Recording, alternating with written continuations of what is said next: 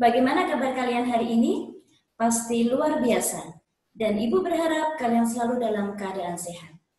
Senang sekali kita dapat kembali berjumpa untuk melanjutkan pelajaran kita tentang cermin. Kalau kemarin kita sudah belajar tentang cermin cekung, kali ini kita akan belajar tentang cermin cembung.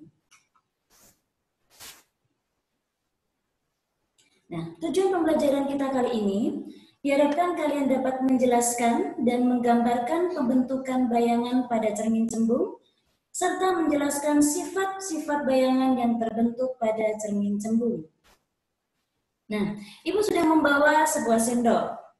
Dengan sendok ini, kita dapat melihat bayangan diri kita. Kalau pada pertemuan yang lalu kita menggunakan permukaan sendok yang melengkung ke dalam, kali ini kita balik ya. Kita gunakan bagian belakang sendok yang permukaannya melengkung ke arah luar. Kalian juga bisa coba di rumah. Yuk kita coba sama-sama.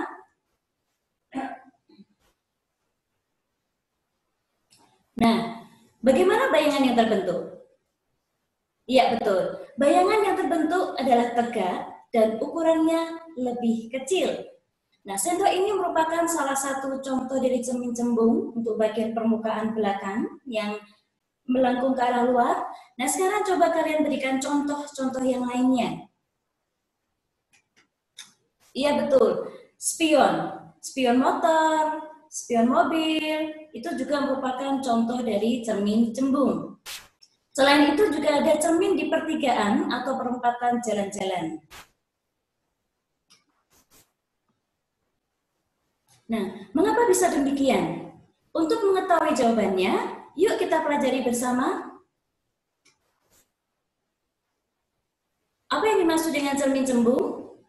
Cermin cembung adalah cermin yang memiliki bentuk lengkung, di mana permukaan cermin yang memantulkan cahaya melengkung ke arah luar. Berdasarkan sinar-sinar yang dipantulkan, maka cermin cembung memiliki sifat divergen atau menyebarkan cahaya.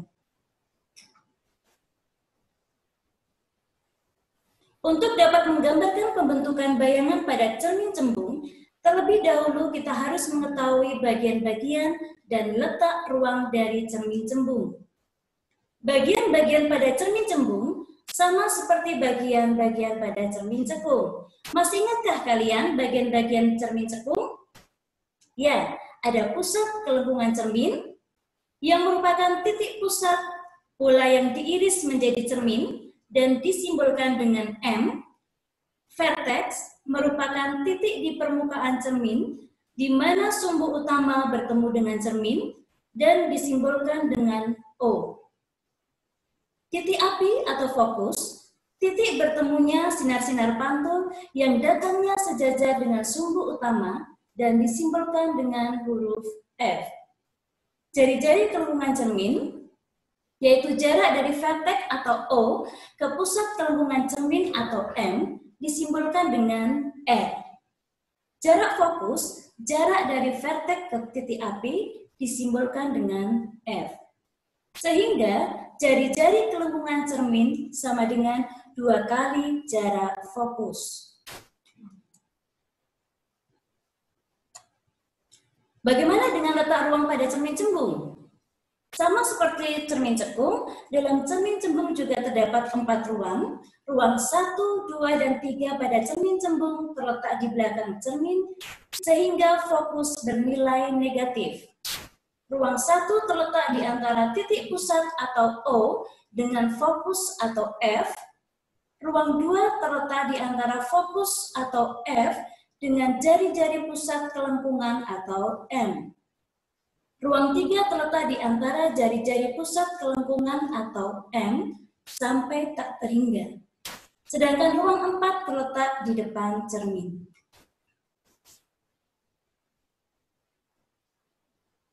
Nah, bagaimana pembentukan bayangan pada cermin cembung? Pada cermin cembung juga berlaku hukum-hukum pemantulan, yaitu besar sudut datang sama dengan besar sudut pantul. Sebelumnya kita harus mengenal dulu sinar-sinar istimewa yang ada pada cermin cembung. Yang pertama, sinar datang sejajar sumbu utama dipantulkan seolah-olah dari titik fokus. 2. Sinar datang menuju titik fokus dipantulkan sejajar sumbu utama. 3. Sinar datang menuju titik pusat kelengkungan cermin seolah-olah dipantulkan berasal dari titik pusat kelengkungan tersebut.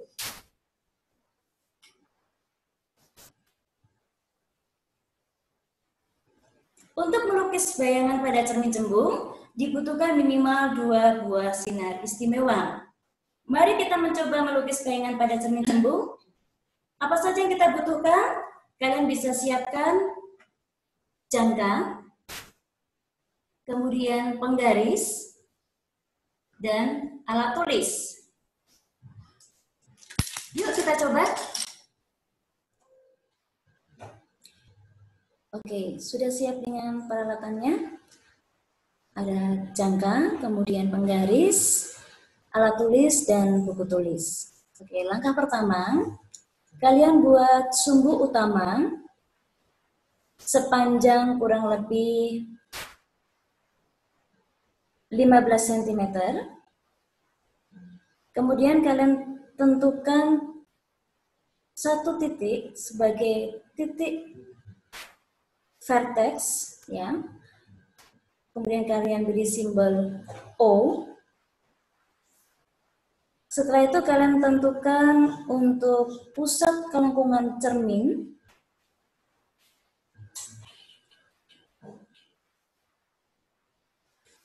Ya, misalnya pusat kelengkungan cermin 4 cm. Kalian hitung dari titik O. Di sini ya. 4 cm. Kemudian setengah dari pusat kelengkungan cermin, berarti 2 cm, sebagai titik fokus. Nah, dengan menggunakan jangka, kalian buat cermin cembungnya.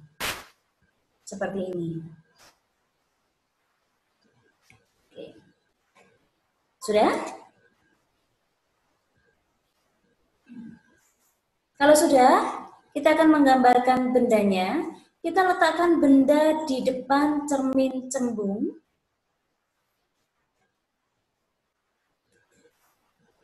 Dengan jarak 2 cm. Dan tinggi benda 1 cm.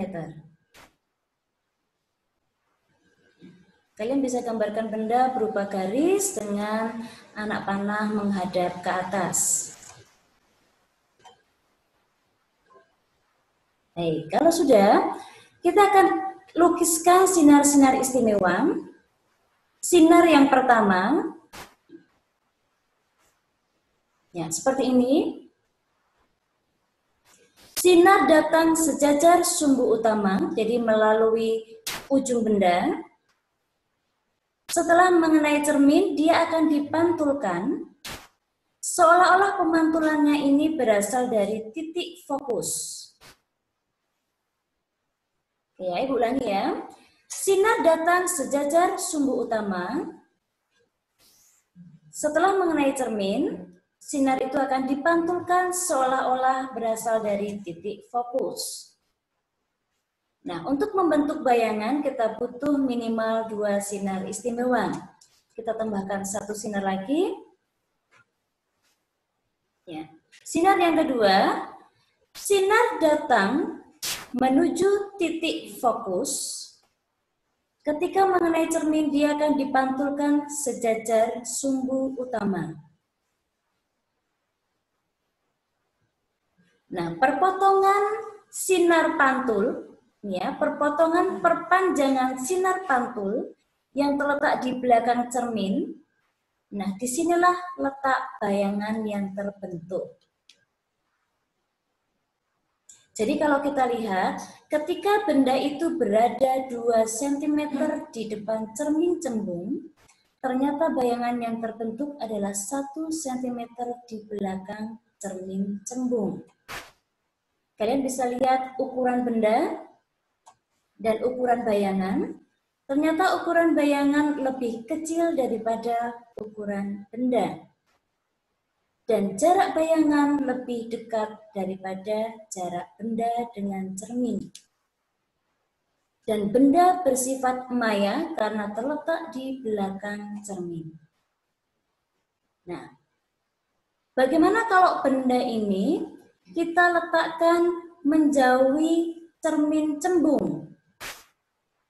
Kita tarik ya. Misalnya kita letakkan benda ini sejauh 3 cm dari cermin cembung. Ternyata bayangan yang terbentuk juga lebih kecil, kemudian tegak, ya, dan bersifat maya. Nah, tadi sudah dicoba untuk benda terletak 2 cm dan 3 cm di depan cermin. Bagaimana kalau benda itu kita letakkan mendekati, ya, lebih dekat dari cermin, 1 cm misalnya.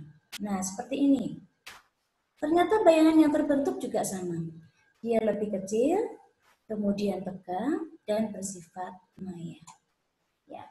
Dari simulasi ini tadi, ya, dari benda yang kita letakkan sejauh 1 cm, kemudian 2 cm, dan 3 cm, ternyata bayangan yang terbentuk adalah sama, yaitu bersifat maya, tegak, dan diperkecil.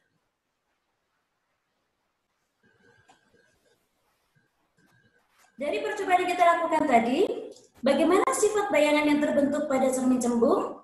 Bayangan yang terbentuk pada cermin cembung bersifat maya, tegak, dan diperkecil. Nah, demikian anak-anak pembelajaran kita tentang sifat bayangan pada cermin cembung. Tetap sehat, tetap semangat, selamat belajar untuk anak-anakku semuanya. Terima kasih, Tuhan memberkati.